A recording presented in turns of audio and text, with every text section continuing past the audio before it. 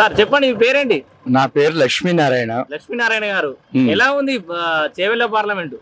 చేవెళ్లే కాదు, రాష్ట్రం అంతా కూడా ప్రజల హృదయాల్లో, దేశంలో మిగతా ఉత్తర నార్త్ ఇండియాలో ఎంత వేవ్ ఉందో దానికి సమానమైన వేవు ఇప్పుడు సౌత్ తమిళనాడుకు కూడా పాకింది, కేరళకు కూడా పాకింది, మన దగ్గరే కాదు. అక్కడ నార్త్ లో వేవే లేదంటున్నారు. అసలు అంతా అక్కడంతా ఒట్టిదే గాలి, ఇక్కడ నార్త్ సౌత్ అలా అనుకుని సంతృప్తి చెందాలి కదా మరి ప్రతిపక్షాలు. వేవ్ అంతరంగంలో ఉంటది, అది వ్యాపిస్తూనే ఉంటది అంతర్లీనంగా. అది మన అందరికీ తెలుసు. ఎందుకు అంటే ఇందులో ఒక హిందుత్వం మతము కాదండి. మనం భారతదేశంలో మనం మెజారిటీ ఉన్నాం కదా. మనం ఇప్పుడు గుడి దగ్గర మనం నిలబడి మాట్లాడుకుంటున్నాము. మనం అమ్మవారిని కొలుస్తున్నామా లేదు? ఎవరో ఒకరిని కొలవాలి కదా భగవంతుడిని, ఏదో రూపంలో. మన రూపంలో మనం కొలుస్తున్నాము. అందరూ ఎవరి రూపంలో వాళ్ళు కొలుసుకోవచ్చు, ఏం ఇబ్బంది లేదు. కానీ కావాల్సింది ఇక్కడ మానవత్వాన్ని ప్రదర్శించాలి. నువ్వు భగవంతుడు ఏ రూపంలో ఆరాధించినా మానవత్వాన్ని ప్రదర్శించాలి, ప్రజల కోసం బ్రతకాలి రాజకీయ నాయకుడు అన్నవాడు. ఇవాళ చూస్తా ఉన్నాం మోదీ గారి గురించి ఏమన్నా స్కాములు ఇంతవరకు మనకి ప్రతిపక్షాల దృష్టిలో కన్నా తీసుకురాగలిగారా? ఏదైనా ఒకటో రెండో తీసుకొచ్చినా ఏమన్నా బయటపడ్డాయా? సుప్రీంకోర్టు దాకా కూడా వెళ్ళారు కొన్నింటి గురించి. ఇందులో ఏమీ లేదని సుప్రీంకోర్టు క్లియర్ ఆఫ్ చేసింది. ఇట్లా ఎన్నో అనేక అంతరిక్షంలోకి మనం దేశ విదేశాలు అందరికంటే ముందు చంద్రుడి మీద ఈ పక్కన మనం కాలు మోపాం, ప్రగతి సాధిస్తున్నాం కదా అనేక రంగాల్లో. అంతరిక్షంలోకి వెళ్ళిపోవడం వల్ల మనకేమో అన్ని సమకూర్తాయని కాదు, మనం ముందున్నాం అందరికంటే. ఈవేళ ఎంతో ముందు 11వ స్థానంలోనూ ఎక్కడో ఉన్న వాళ్ళం మనం 5వ స్థానానికి ఆర్థికంగా ముందుకు వచ్చున్నాం. జీడిపి వరల్డ్ బ్యాంకు 6% ఏమో డిక్లేర్ చేసింది మనకి 23-24 ఫైనాన్షియల్ ఇయర్ కి. Achieved in the statistics of the world bank 7.5% జీడిపికి మనం ముందుకు వచ్చున్నాం. సీనియర్ సిటిజన్ చెప్పండి, మీకు ఇన్ని అంశాల మీద మీకు అవగాహన ఉంది చెప్తే మెజారిటీ పీపుల్ ఇట్లాంటి అంశాల మీద అవగాహన లేకుండా ఓటేసే వాళ్ళు ఉన్నారు. సో వాళ్ళకి క్షేత్రస్థాయిలో గ్రౌండ్ లెవెల్లో వాళ్ళకి అవగాహన కల్పిస్తున్నారా? వాళ్ళకి ఇవన్నీ నాలెడ్జ్ లో ఉంటాయంటారా? జాతీయపరమైన అంశాలన్నీ ఇవన్నీ చదువుకునే వారికి బాగా అర్థమయ్యే విషయాలు. ఊళ్ళల్లో కూడా ప్రతి చోట కూడా రాహుల్ గాంధీ మీద ఇది ఇలా విడగొట్టి ఇది కొట్టి అటు తిరిగాను ఇప్పుడేమో న్యాయ యాత్ర, అప్పుడేమో జోడో యాత్ర చేసినా కూడా మీరు నార్త్ లో లేదంటున్నారు. అన్ని చోట్ల నార్త్ లో ఇంతకుముందు కంటే బంపర్ మెజారిటీ ఎందుకు వచ్చింది? మధ్యప్రదేశ్ లో కాంగ్రెస్ కి పట్టుండి కూడా మళ్ళీ కాంగ్రెస్ ఎందుకు ముందు వచ్చింది ఆఫ్టర్ జోడో యాత్ర? మీరు నాకు చెప్పండి. లేకపోవడం అనేది ఏమి లేదు. ఇప్పుడు ఇంకా ఎక్కువగా నార్త్ లో కూడా రాబోతున్నాయి. సౌత్ లో కూడా తమిళనాడు రాష్ట్రంలో లాంటి, కేరళ రాష్ట్రం లాంటి కూడా బోని కనీసం మరీ ఎక్కువగా లేకపోయినా మొదలైంది. అక్కడ కూడా వేవ్ అనేది ఎందుకు మొదలవుతుంది?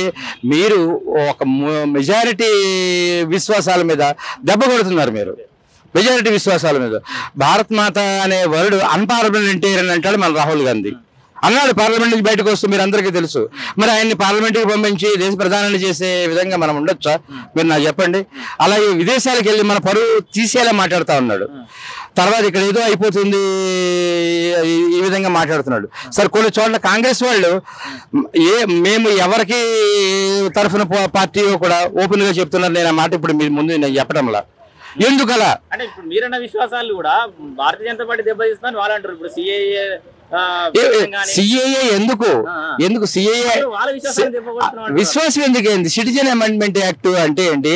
పాకిస్తాన్ నుంచి వచ్చిన వాళ్ళని ఇక్కడ మన చుట్టూ తిప్పేసుకుందాము, అలాగే బంగ్లాదేశ్ నుంచి వచ్చిన వాళ్ళని మన చుట్టూ తిప్పేసుకుందాము, ఆధార్ కార్డులు ఇచ్చేద్దాము, ఓటర్ కార్డులు ఇచ్చేద్దాము. ఈ డూబియస్ ఓటర్స్ తోటి మెజారిటీ చూపించేసుకుని మనం గెలిచేసి మనం ఈ కబుర్లు చెప్తే ఎట్లా అండి? మన భారతీయులు, మన సిటిజన్స్ కి మనకు సరైన రక్షణ ఉండాలా లేదా? ఇవాళ ఎన్నో అల్లర్లు ఇలా విదేశాల నుంచి ఇక్కడికి ఇలాగా అక్రమంగా లోపలికి వచ్చిన వారి ద్వారానే ఎక్కువ జరుగుతున్నాయి. మన ఇక్కడ సోదరుల ద్వారా ఎక్కువ జరగట్లేదు. అది కూడా నేను మీకు చెప్తాను. 400 పార్ అనేది నినాదం ఇస్తారు కదా మోడీ గారు. అంటే ఈ 400 పైన సీట్లు వస్తే 363 ప్లస్ వస్తాయి కనుక రాజ్యాంగంలో చాలా ఆర్టికల్స్ వస్తారు. వీళ్ళైతే రాజ్యాంగానే మార్చేస్తారు, ప్రచారం నడుస్తుంది. ఈ నెగిటివ్ ప్రచారం చేయాలి కదా మరి అవతల వాళ్ళు. ఇప్పుడు యూనిఫామ్ సివిల్ కోడ్ లేని ఏ దేశమన్నా ఉన్నదా? మనకెందుకు ఆ సమస్య? చెప్పండి. ఏ దేశంలో ఉన్నాడో ఆ దేశ చట్టాలు అందరూ పాటించాలో లేదో చెప్పండి. నా మతానికి చట్టం ఉందండి, ఇక్కడ ఈ మతానికి కూడా అనేక చట్టాలు ఉన్నాయి, ఉదాహరణలు ఉన్నాయి. మరి ఎందుకు మీరు ఒక దాన్ని పూర్తిగా మనం ప్రచారం చేసుకోవడానికి లేదు, పుస్తకాల్లో పాఠ్యాంశాల్లో పెట్టడానికి లేదు. అసలు 80% ఉన్న హిందువులు వారి భావజాలాన్ని కానీ, వారి దీని గురించి కానీ, విశ్వాసాల గురించి కానీ ఇంకో తరానికి కానీ, పిల్లలకు కానీ చెప్పే అవకాశం కూడా లేకుండా చట్టాలు చేస్తారండి. దాన్ని సెక్యులర్ అంటారో చెప్పండి మీరు.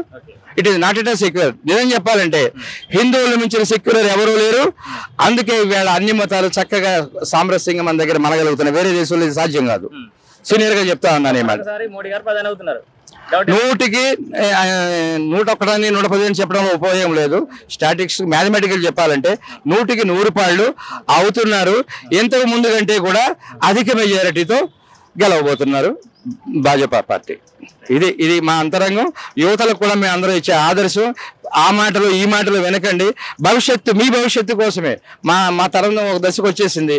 మీ భవిష్యత్తు కోసం మీరు సరిగా ఆలోచించి ఓటు వేస్తేనే మీ భవిష్యత్తు ముందు ఉంటుంది. మూడో ర్యాంక్కి వెళ్తాము. విశ్వగురువు మనం అయ్యే అవకాశాలు మనకే ఉన్నాయి పుష్కలంగా. దానికి మీరందరూ యువతంతా కూడా కదిలి రావాలి. ఇది నా సందేశం.